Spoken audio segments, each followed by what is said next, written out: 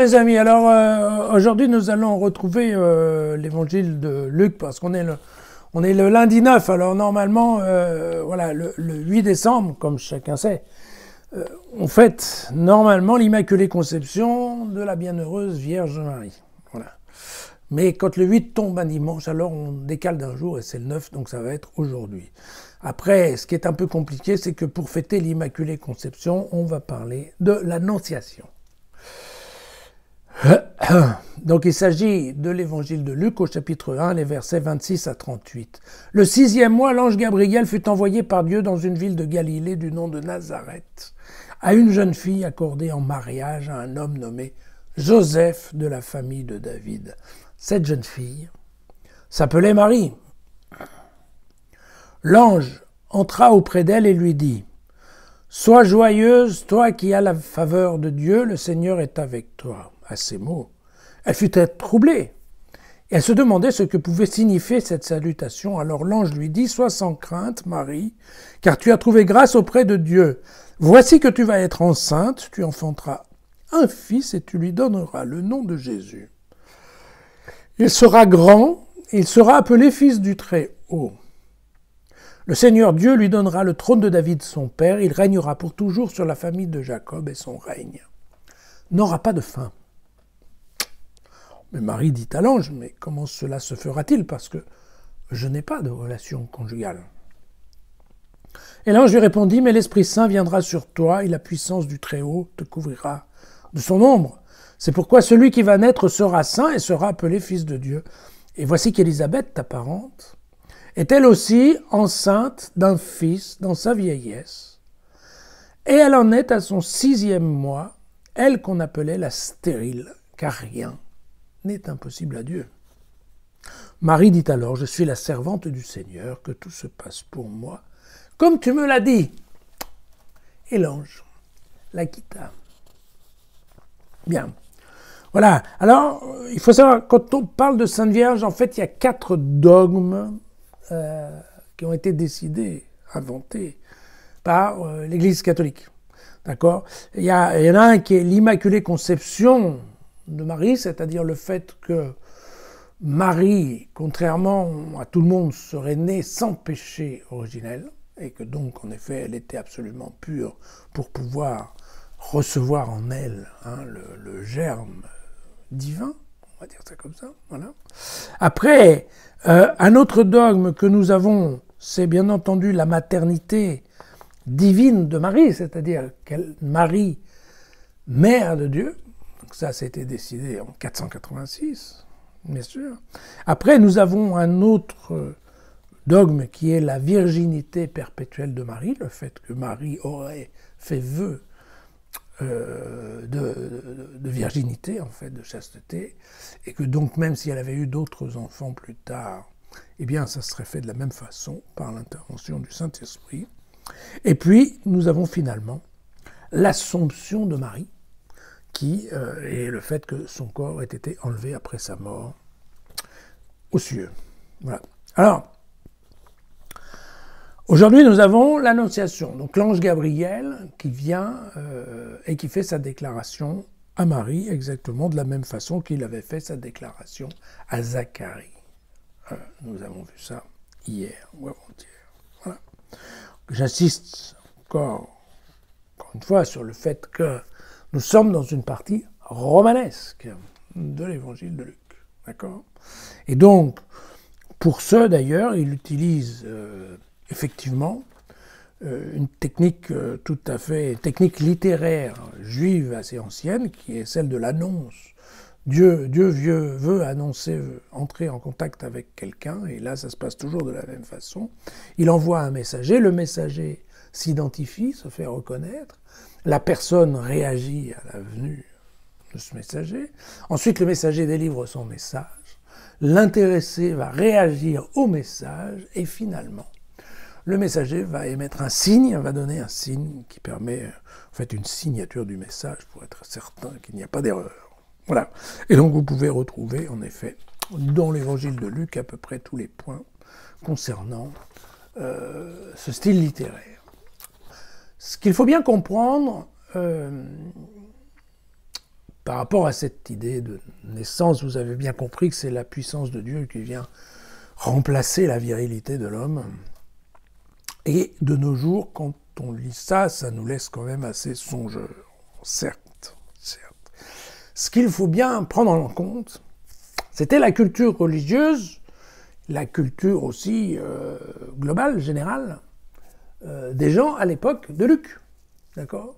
Or, à l'époque de Luc, je vous rappelle que Luc, il vient d'un milieu judéo-hellénistique, c'est-à-dire qu'en fait, vous savez, il vient de Syrie, mais la Syrie à l'époque était déjà sous une forte influence philosophique grecque, d'accord ? Et il est passé par le stade donc de juif, puis est devenu chrétien.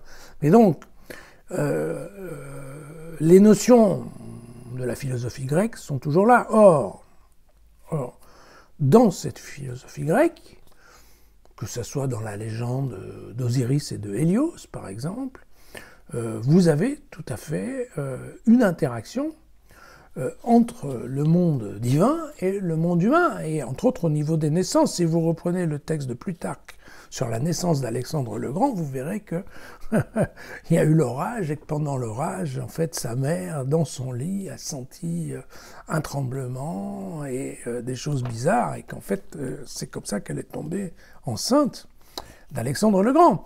Donc, c'est une époque où où règne beaucoup d'astrologues. L'astrologie est importante, mais il y a aussi le symbolisme, il y a des religions solaires. Et puis il y a déjà dans cette culture la naissance d'enfants providentiels qui viennent sauver la nation. Vous voyez, tout ça c'est complètement intégré dans cette culture. D'ailleurs, les Juifs eux-mêmes, sous cette influence grecque, c'était déjà adapté, et il y avait quand même tout un mouvement juif qui voyait dans la naissance d'Isaac l'intervention de la main de Dieu, parce que Isaac et sa femme n'avaient absolument pas l'âge de procréer, donc si Isaac est né, c'est bien que Dieu est passé par là. Et d'ailleurs, on a exactement la même chose en Genèse au chapitre 6, on parlait des fils de Dieu qui trouvaient que les jeunes filles humaines étaient belles, et ils venaient les épouser. Donc cette histoire de Dieu qui viennent sur terre et qui éventuellement s'accouplent avec des jeunes femmes pour avoir des enfants de nature divine, ou humaine mais divine, ça fait partie de la culture de l'époque. D'ailleurs, je vous rappelle par exemple un passage, parce que Matthieu, lui, quand il parle de ça, il fait référence à Ésaïe au chapitre 7, au verset 14.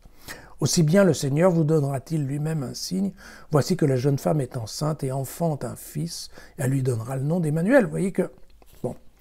Et pour mémoire aussi, à la même époque, sous une influence différente que l'influence égyptienne, vous avez quand même le dieu Amon-Ra, le dieu du soleil.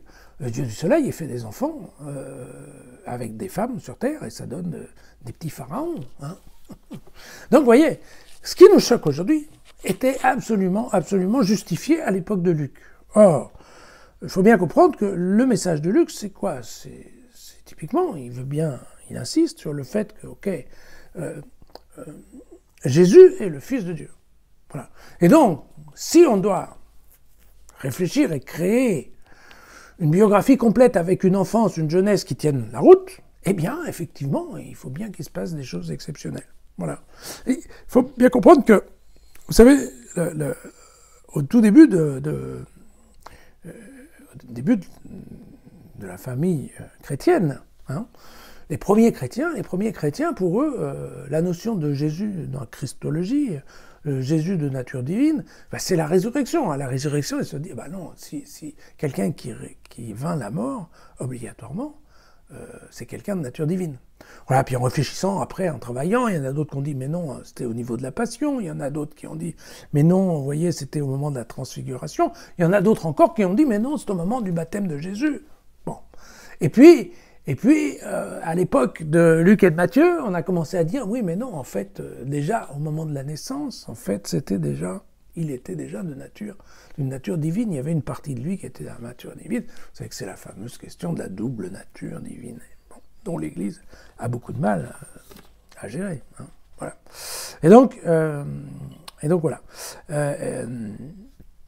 Écoutez, l'histoire, même si c'est une histoire inventée par Luc, elle n'est pas totalement hors sol, puisqu'à l'époque, je vous rappelle qu'une jeune fille, à partir de l'âge de 12 ans, pouvait être en tout cas fiancée, promise, pour ne pas dire mariée. Bien souvent, le fait qu'elle soit fiancée, c'est parce que le jeune futur mari payait la dot à son père, hein, pour le dédommager, de lui enlever une fille qui était à son service. Mais ce qui se passe, c'est que dans la réalité des choses, bien souvent, le jeune homme n'a pas les moyens matériels de subvenir au ménage. Et donc, ce qui se passe, c'est que la jeune fille reste dans la maison de son père, sous l'autorité de son père, quoiqu'étant la propriété d'un autre homme. Et c'est exactement cette phase-là dans laquelle se retrouve Marie de Nazareth. Voilà. Donc là, il n'y a rien, absolument rien, qui puisse choquer les gens de son époque. Quand Marie utilise le présent, car c'est bien le présent qu'elle utilise pour dire « je n'ai pas de relation conjugale », d'accord ?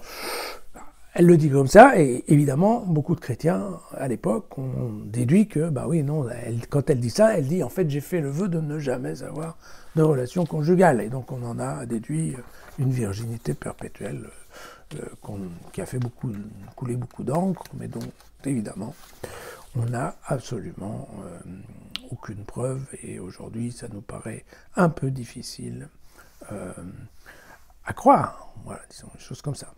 Et donc, voilà, ce qui est important, même si, encore une fois, cette histoire de vierge qui donne naissance à un enfant après que le Seigneur soit tombé sur elle, vous voyez, nous, ça nous choque à l'époque de Luc.